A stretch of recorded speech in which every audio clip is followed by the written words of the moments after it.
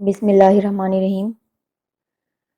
हमारे subject relation of food with different diseases में आज हम थोड़ा सा डिटेल में न्यूट्रिशन को पढ़ेंगे।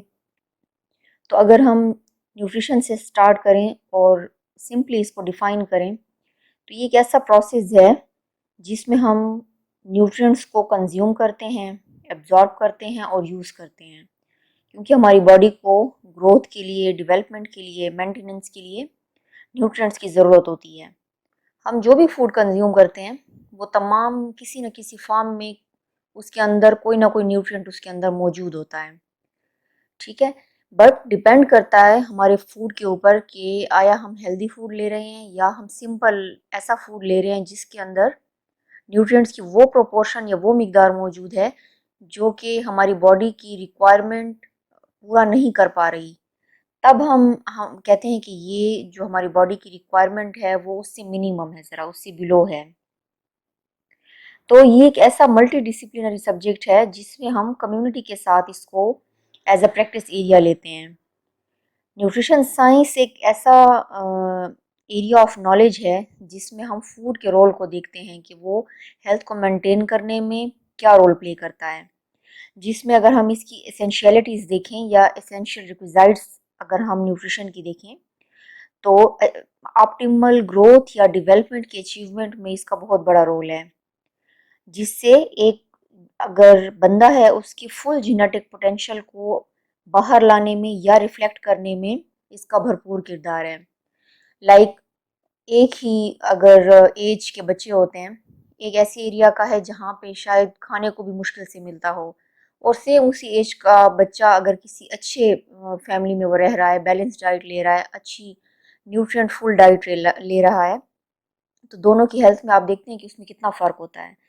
हालांकि दोनों इक्वली शायद जेनेटिकली वो उससे भी ज़्यादा स्ट्रांग हो जो अच्छी फैमिली में है, बट जब डाइट की बात आती है, न्यूट्रिएंट्स की बात आती है, तो वहाँ पे फिर जीन्स भी आपकी डिपेंडेंट हो जाती हैं न्यूट्रिशन के ऊपर। तो ऑप्टिमल ग्रोथ या डेवलपमेंट अचीव करने के लिए और जेनेटिक पोटेंशियल को फुली एक्सप्रेस करने के लिए भी एक अच्छी ग़िज़ा की या न्यूट्रिएंट फुल ग़िज़ा की ज़रूरत होती है। इसी तरह से जो हमारे बॉडी टिश्यूज़ हैं या जो प्रोडक्टिव लाइफ है, एक एक्टिव और प्रोडक्टिव लाइफ के लिए, और हमारी बॉडी का जो स्ट्रक्चरल इंटीग्रिटी है उसके लिए भी, बॉडी टिश्यूज़ की रिपेयर मेंटेनेंस के लिए भी हमें एक ख़ास प्रोपोर्शन के न्यूट्रिएंट्स की ज़रूरत होती है।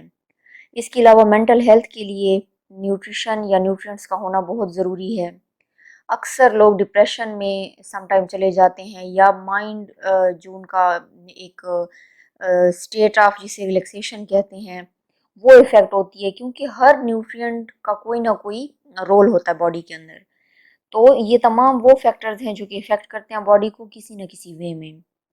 इसके अलावा जो एक एजिंग का प्रोसेस होता है, वक्त गुजरने के साथ साथ जब एज बढ़ती है तो उसमें भी जब एक वो बंदा जो शुरू से ही एक अच्छी और बैलेंस डाइट लेता है, न्यूट्रिएंट फुल डाइट लेता है, और एक ख़ास तनासब में, जिसे हम कहते हैं ना कि एक हेल्दी डाइट होती है कि आपने उसके अंदर आपका फ्रूट्स एंड वेजिटेबल ग्रुप भी है, उसमें आपका सीरियल ग्रुप भी है, उसमें आपका डेयरी से भी उसके अंदर प्रोडक्ट्स हैं, आप इसको बैलेंस डाइट कहते हैं। तो ये क्या करता है कि एंड में जो एक प्रोसेस ऑफ एजिंग है उसमें मिनिमल डिसेबिलिटी या फंक्शनल इम्पेयरमेंट, मतलब ऐसे लोग, मैं अगेन वही मिसाल दूंगी कि सेम एज ग्रुप के दो अगर एजड लोगों को आप देख लें तो एक उसी एज में ज़्यादा बूढ़ा लगता है और एक निस्बतन फ्रेश। अक्सर हम खुद भी इस चीज़ को देख के कहते हैं कि ये बंदा ज़्यादा फ्रेश लग रहा है, तो उसकी वजह और कोई नहीं होती, वो यही होती है डाइट का फ़र्क होता है आपकी। साथ में एक्सरसाइज भी ऑब्वियसली उसमें रोल प्ले करती है, लेकिन डाइट का उसमें ज़्यादातर रोल होता है। ठीक है, इसके अलावा जो एबिलिटी है इन्वायरमेंटल टॉक्सिन्स और पोल्यूटेंट्स के आगे रेजिस्ट करने के लिए, ठीक है, तो वो भी उस इफ़ेक्ट को भी कम करने में या मिनिमाइज करने में न्यूट्रिशन का बहुत बड़ा रोल है। ठीक है, न्यूट्रिशन साइंस को अगर हम इस तरीके से देखें तो ये साइंस ऑफ फूड है, साइंस ऑफ न्यूट्रिएंट्स है। इसी तरह से और सारे सब्सटेंसेस जिनका हम action, interaction, balance in relationship to health and diseases, इन सब को जब हम देखते हैं कि कैसे हम इंजेस्ट करते हैं, डाइजेस्ट करते हैं, देन ये एब्जॉर्ब होके ट्रांसपोर्ट एंड यूटिलाइज हो जाते हैं न्यूट्रिएंट्स, उसके बाद with disposal of their and products, इस सब को हम under the umbrella of nutrition science consider करते हैं। ठीक है, तो ये कंसर्न्ड है तमाम प्रोसेसेस के साथ जिसमें ग्रोथ इन्वॉल्व है, बॉडी की मेंटेनेंस, रिपेयर, ये तमाम प्रोसेसेस इसमें इन्वॉल्व हैं। अगर हम सिंपल डाइट की बात करें तो कोई भी डाइट, कोई भी सिंपल सा फूड अगर हम लेके खा लेते हैं जिसमें एक पोर्शन कोई होता है, लाइक सपोज एक अगर हम ले रहे हैं, एक बंदा वेजिटेरियन है तो वो सिर्फ सब्जियां ही ले रहा है, एक बंदा अगर नॉन वेजिटेरियन है तो वो सब्जियां नहीं लेता और सिर्फ गोश्त लेता है, इसको आप कभी भी बैलेंस डाइट नहीं कह सकते। इवन दो कि ये फुल ऑफ न्यूट्रिएंट्स होते हैं, वाइटामिन सब्जियों के अंदर हैं आपके, और भी कई सारे आपके अच्छे अच्छे उसके अंदर न्यूट्रिएंट्स मौजूद होते हैं, बट जो चीज़ आपको एक बैलेंस डाइट में मिलती है वो आपको कभी भी सिंपल या एक वन पोर्शन डाइट से आपको कभी भी नहीं ले सकते।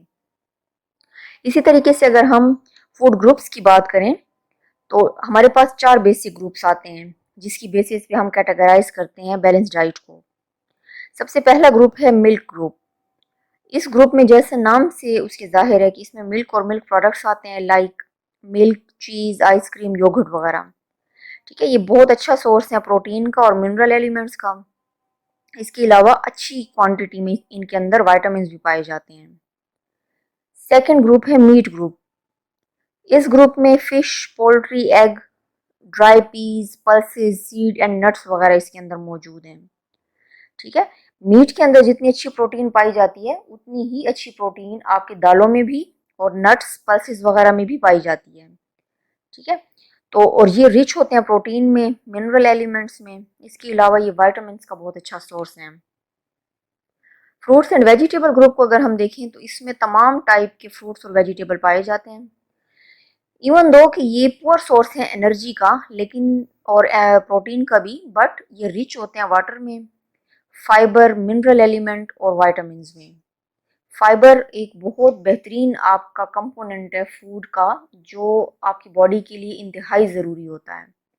आजकल जिस लाइक ओबेसिटी के लिए, आपके जो डायबिटिक पेशेंट्स के लिए, और इस तरह से स्टमक की डिफरेंट टाइप के आपके डिजीज़ को कवर अप करने के लिए फाइबर रिच ग़िज़ा का होना बहुत ज़रूरी है। लास्ट वन ग्रुप जो है, फोर्थ वन, वो है ब्रेड एंड सीरियल ग्रुप।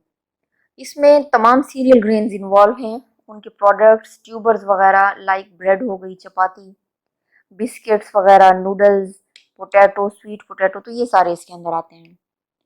ये रिच होते हैं एनर्जी यील्डिंग कार्बोहाइड्रेट्स में, फाइबर में। इसके अलावा ये यूजफुल सोर्स हैं प्रोटीन का, मिनरल एलिमेंट्स का और वाटर सॉल्युबल विटामिन्स का।